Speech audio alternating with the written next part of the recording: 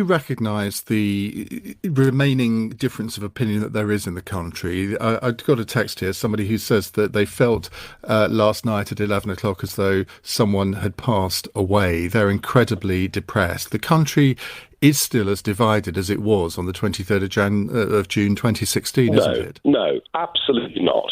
Do you know, the percentage of people in this country that actually believe in the European project, wanted that flag, wanted that anthem, wanted people like Mr. Juncker telling us what we can and can't do, was always tiny.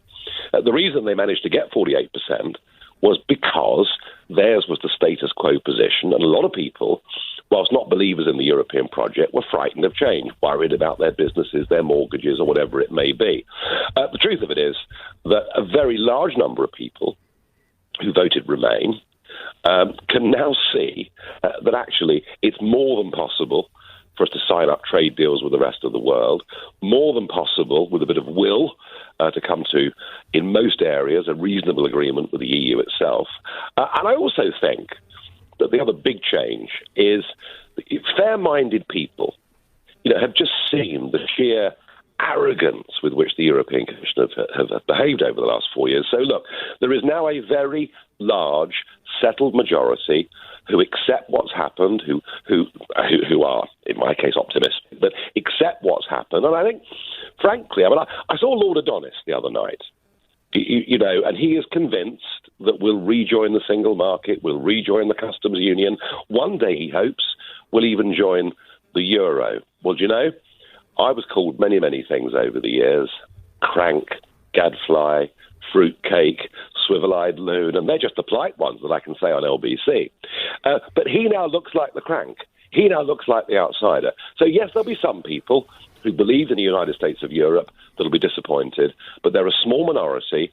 We are a democracy, and I really, frankly, I think they'll become a growing intolerance to those who moan about Brexit.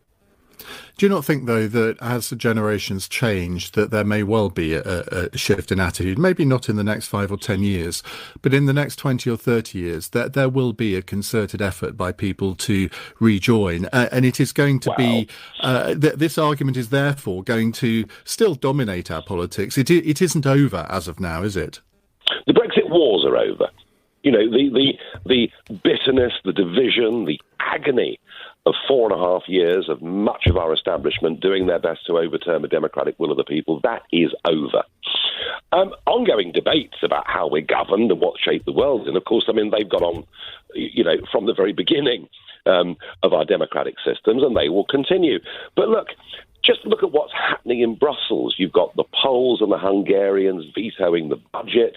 You've got a Eurozone which is driving the South into deeper and deeper poverty. I think at some point Italy will just have to leave that Eurozone. So I don't think there'll even be a European Union in 10 years' time. I think that we have set the standard, and I think in a year or two's time, you will see a lot more mainstream opinion across European politics saying, do you know what? Why don't we have a Europe of trade, cooperation, friendship? Why don't we have a Europe that my parents' generation thought they were signing up to nearly 50 years ago? So, no, I don't see us rejoining this. And look, I think what people will begin to understand, including the younger generation, despite some of the dreadful indoctrination going on through our universities, is that the point about being independent is that democracy becomes vibrant. Democracy becomes real. We really will be in charge when we vote in general elections of laws that directly affect us. And I just don't see that being reversed. I really don't. Well, at least I hope not.